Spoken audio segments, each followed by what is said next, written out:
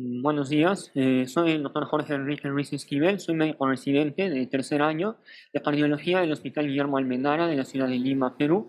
Y bueno, vengo a presentar este caso que nos pareció muy interesante, en el cual participé como primer ayudante. Es el caso de un paciente varón de 65 años, hipertenso y diabético, con de larga data de evolución, que recibía terapia médica adecuada para esas dos patologías. El señor ingresa en primer lugar a un centro hospitalario no PCI con un tiempo de enfermedad de 12 a 24 horas de evolución, caracterizado por un dolor epigástrico urente asociado a sensación nauseosa, vómitos y deposiciones líquidas.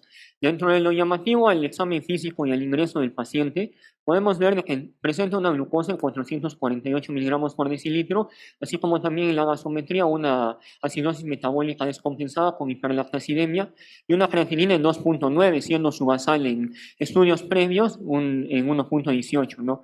Inicialmente en ese establecimiento es catalogado como una cetoacidosis diabética y manejado de tal manera. Sin embargo, durante su evolución, el paciente empieza a presentar signos de congestión pulmonar, así como también persistencia de la acidosis metabólica, oliguria y una hiperlactacidemia marcada, ¿no?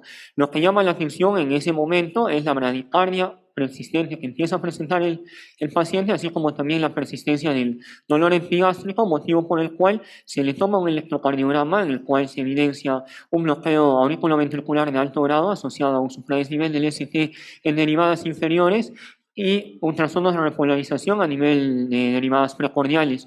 Una troponina positiva, motivo por el cual el paciente es referido a un hospital, a nuestro hospital, PCI, en donde llega con un tiempo de enfermedad ya de 48 horas, considerado como un paciente late comer. Él al ingreso ya presentaba signos de bajo gasto cardíaco asociados a signos de congestión tanto pulmonar como vascular, pero aún con funciones vitales estables, como podemos ver, ¿no? El, el electrocardiograma de ingreso a nuestro hospital persistía el supradesnivel del ST en derivadas inferiores, pero ya con un ligero descenso, y lo que llamaba la atención era la presencia de ondas Q a nivel de precordiales. En la analítica de ingreso, la hiperlactacidemia marcada en 4.8, así como una elevación de la creatinina de lo que era el ingreso al hospital previo en 2, actualmente en 5.4.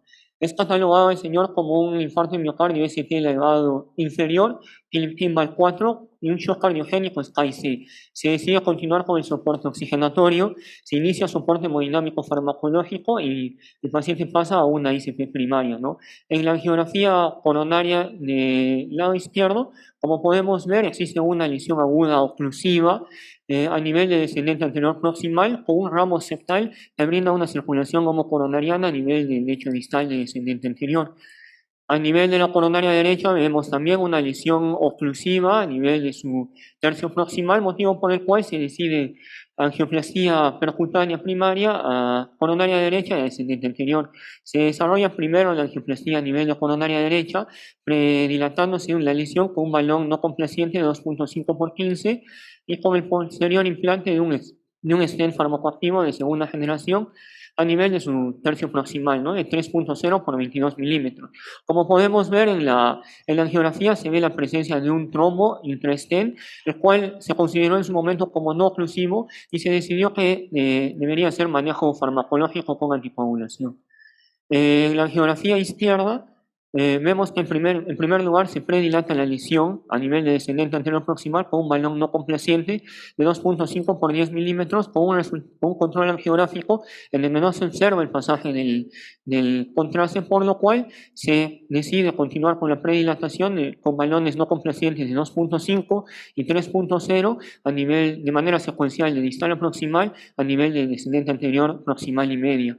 En el control angiográfico ya se evidencia el pasaje del contraste con la presencia de una lesión calcificada a nivel de descendente anterior proximal. Se decide el implante de un primer stent a este nivel de 3.0 por 22 con un control angiográfico en donde se evidencia una lesión estenótica severa distal al primer stent, por lo cual se decide el implante de un segundo stent farmacoactivo a nivel del tercio medio de descendente anterior, solapando el primer stent, con un control angiográfico en donde se evidencia un adecuado flujo distal.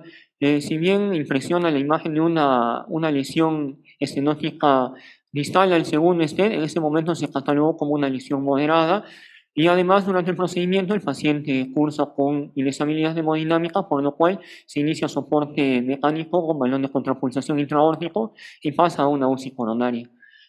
En la UCI coronaria, el paciente se decide realizar por el mayor requerimiento oxigenatorio con el que cursa, protección de vía aérea asociada a ventilación mecánica.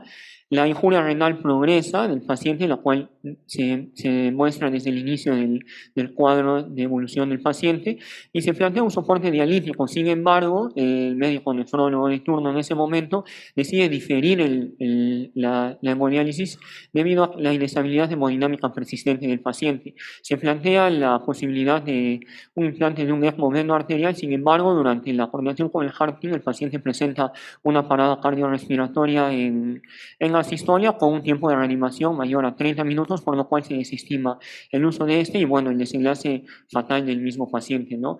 Dentro de una comisión que lamentablemente no se tiene en las imágenes, al ingreso a la UCI coronaria se puede llegar a evidenciar una disfunción biventricular marcada, predominio derecho, con una dilatación marcada de cavidades derechas, ¿no? Que no logra responder a la terapia mecánica ni farmacológica que se le da al paciente. Ahora, ¿por qué consideramos nosotros la importancia y la relevancia de este caso? Por todos estos puntos que voy a empezar a explicar. Primero, la forma de presentación. Es un paciente en donde se sobreponen dos cuadros clínicos, una cetoacidosis diabética y un infarto agudo de miocardio. Esta presentación de estos dos cuadros en infartos ST elevados es poco frecuente, se describe hasta un 0.5%, y en aquellos infartos agudos de miocardio ST elevados asociados a cetoacidosis diabética, el pronóstico cardiovascular es peor comparados a aquellos que no hacen cetoacidosis diabética, como podemos ver en el cuadro, en donde la mortalidad, el arresto cardíaco, shock cardiogénico son mucho mayores, son significativamente mayores en comparación a aquellos que no desarrollan la complicación hiperglicémica. Ahora, la presentación como latecomer del paciente.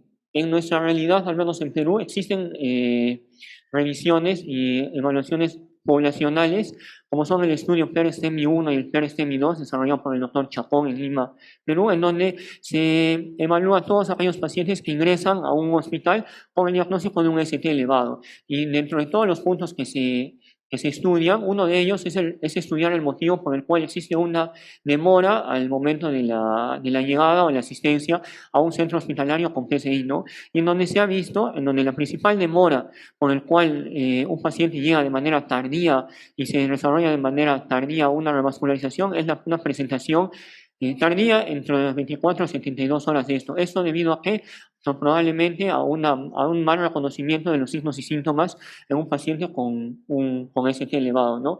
Y bueno, dentro de nuestra realidad, en donde lamentablemente la angiografía coronaria no se encuentra descentralizada, otro factor importante es la falta de acceso a terapias de reperfusión, como son falta de angiógrafo o incluso falta de fibrinolíticos, ¿no? Ahora, sobre la doble lesión culpable. Existe un reporte de casos y una revisión sistemática de pacientes con infarto ST elevado que se someten a PCI, dentro de los cuales solamente el 1.3% de estos pacientes se presentan con doble lesión culpable, y dentro de los cuales el 41% de estos desarrollan shock cardiogénico. Ahora, ¿cómo es que se plantea o se puede explicar esta fisiopatología? Una vez descartadas causas protrombóticas que puedan desarrollar estos pacientes, es que tal vez probablemente la inestabilidad hemodinámica y la hipotensión en esos pacientes hagan de que esa inestabilidad hemodinámica por la oclusión de una arteria genere éstasis sanguínea a nivel de otro vaso coronario, lo cual pueda generar la presencia de otra lesión severa subyacente, ¿no? Existe un patrón electrocardiográfico predominante en este tipo de casos. La revisión sistemática de Mamut en el año 2015 de 121 casos nos revela de que la mayor parte de pacientes con doble lesión culpable reportados tuvieron un patrón electrocardiográfico de un ST elevado en su cara inferior, y que la mayor asociación, o la asociación más frecuente de carga trombótica una vez hecha la angiografía coronaria fueron la que se presentó con doble lesión a nivel de coronaria derecha y de arteria descendente anterior, que fue como el caso que acabo de presentarles, ¿no? Y por último, algo muy importante que probablemente haya sido un error durante el manejo de nuestro paciente es la importancia del tiempo puerta-balón y el tiempo puerta-soporte, ¿no? Como bien sabemos, la iniciativa de Detroit del año 2018 demostró ya que un soporte circulatorio mecánico temprano, en este caso utilizaron el Impella, mejoraba no solamente la supervivencia en pacientes con infarto agudo de miocardio asociado a shock cardiogénico, sino también que mejoraban el control angiográfico posterior a la angioplastia, ¿no? Con un flujo TIMI 3 en el 88% de casos de pacientes en los cuales se sometían a un soporte circulatorio temprano en comparación a aquellos que se desarrollaba el soporte circulatorio post-revascularización. Ahora, solamente el Impella es útil en este grupo de pacientes, se vio, o es superior, se vio en un estudio comparativo entre el uso del Impella y el uso del balón de contrapulsación en una población extrapolada del IABP Shock 2 Trial. Se comparó la mortalidad a los 30 días entre el uso del Impella o balón de contrapulsación en pacientes con ST elevado con shock cardiogénico y se vio que no había una diferencia significativa en el uso de Impella o balón de contrapulsación en estos grupos de pacientes. Y entonces, como mensajes para que nos podríamos llevar, que yo considero que son importantes, es primero que la principal causa, sobre todo en países como en varios países a nivel de Latinoamérica, es que el tiempo de presentación es un factor todavía determinante para el desenlace cardiovascular de pacientes con infarto ST elevado asociados a shock cardiogénico. Segundo, que la doble lesión culpable es una patología rara, poco prevalente, y que no existe un patrón electrocardiográfico que nos permita sospechar de esto previo a una angiografía coronaria. Y la alta prevalencia de shock cardiogénico en este grupo de pacientes. Y sobre todo, debido a esto, a la alta prevalencia de shock cardiogénico, la importancia de un soporte circulatorio precoz, ¿no? Bueno, eso sería todo. Gracias. Muchas gracias, doctor Ruiz. Pues era un paciente que con una llegada de 48 horas después del evento coronario no era muy difícil saber cuál iba a ser su desenlace. Pero a mí me llama la atención que el electrocardiograma realmente es un supra inferior. Yo no sé si la descendente anterior, yo creo que la descendente anterior ya estaba allí, eso era antiguo, junto con un Ramos que vivía allí enfermo. Y obviamente pues uno entra en estos pacientes y lo que le puede aportar realmente ya no va a ser mucho, porque pues abrieron la derecha, la descendente, y pues el paciente falleció. Lástima, o sea, es un paciente que llegó tarde y por eso fallece. Doctor Ruiz, independientemente de que nosotros estamos analizando un caso, también analizamos su presentación y es excelente, debo felicitarlo. Realmente lo felicito. Es un paciente, como dijo el doctor, le llega tardíamente y la indicación de resolver la coronaria derecha me parece correcta, pero el resultado de la coronaria derecha realmente no es bueno, porque es una coronaria derecha que queda con un flujo TIMI 2-3, no es un TIMI 3, no tiene blush, no tiene contrastación parenquimatosa, por lo tanto estéticamente quedó bien la arteria, pero funcionalmente no. Yo no sé si con una descendente anterior que recibe circulación colateral hubiera abarcado en el mismo procedimiento hacer la otra arteria, un paciente con urea y creatinina elevada, con glicemias raras, cetoacidótico, probablemente a lo mejor yo ahí hubiese puesto un soporte circulatorio y posteriormente tratarlo. Ya no estoy juzgando a usted, sino estamos hablando del tema. Creo que la descendente anterior es previa, porque si no tendría esa circulación colateral homocoronaria. Probablemente la derecha le debe haber dado algo de circulación colateral, pero no la vemos porque estaba ocluida. Y quizá en el proceso de las hipotensiones pudo haberse ocluido. Dos arterias epicárdicas, digamos, subepicárdicas con oclusión proximal dominante derecha y esa gran descendente anterior, la probabilidad de ruptura cardíaca tardía es muy factible, shock cardiogénico seguro y tiene una alta mortalidad, y lo que usted mostró en la bibliografía me pareció correcto. O que seria a mudança de evolução deste paciente é circulação assistida, totalmente. Después de toda la secuencia mala, negativa, al llegar al hospital, impela. Esto ya está muy bien definido. Por supuesto, tengamos que hablar de costo. En Brasil cuesta $20.000 un impela. Y no es tan fácil de pongar. Son 14 frentes. Entonces, es casi que hacer un acceso para TAV. Tienen que hacer una punción muy alta en femoral común, pongar el perclose, porque si al final no consigue sacar. Y después es para sala de hemodinámica. Entonces, esta es la solución, pero no es fácil. Sí, de acuerdo. Bueno, gracias por su caso, doctor, porque yo lo que valoro es que, bueno, es un caso con un desenlace fatal y cuesta mostrar casos así. Lo segundo es que usted muestra datos locales, que me parece importante rescatarlos. Uno de los propósitos de este tipo de sesiones es motivar a la gente joven a priorizar sus iniciativas futuras, ¿no? Todos cuando fuimos jóvenes nos interesaba meternos en el último dispositivo, en la última línea de tratamiento con mis maestros, ¿cierto? Y poner las tab y hacer el DECA Crash. Pero en realidad lo que necesitamos en Latinoamérica es gente que piense en cómo mejorar el acceso al infarto en tiempos prudentes, y si eso mejora, por supuesto, estas complicaciones van a ser cada vez más raras. Estoy de acuerdo que yo conozco la realidad de Perú, sé que tienen problemas para el tratamiento del infarto. Me imagino que no hay todavía catalogado además un shock center, donde probablemente el paciente puede ser transferido para tener un impela o un ECMO, lo que necesite. Pero este tipo de sesiones y su presentación yo creo que puede motivarlo a usted y a sus compañeros jóvenes a primero ir a la raíz del problema, que es la presentación tardía. Usted mostró ahí un gráfico horroroso, que, no sé, tanto paciente no tratado, 40% porque llegan después de las 24 horas. Es una realidad que realmente en Latinoamérica nos daña y yo le agradezco que haya presentado eso y lo motivo a trabajar en ese tema en su país. Se me ocurren varias cosas. La primera es que específicamente tu presentación fue muy ordenada en el análisis, pero la de los colegas previos también, o sea que creo que estamos frente a un grupo de muy buen nivel. Lo que se me ocurre respecto al caso en concreto es que no solo el paciente consultó tarde, sino que el reconocimiento del diagnóstico después que consultó, después del PMC, del primer contacto médico, fue tardío. Entonces este paciente creo que le rodó todo mal, porque la presentación fue atípica. El paciente tenía un dolor epigástrico y Omar a mi derecha decía, dolor epigástrico, evolución prolongada, está acidótico y tiene supradesnivel inferior. Es una disección aórtica aguda con compromiso de la derecha, me dice. Me lo dijo. Si es, me voy, además, también me dijo eso. Pero creo que es muy longevo por eso.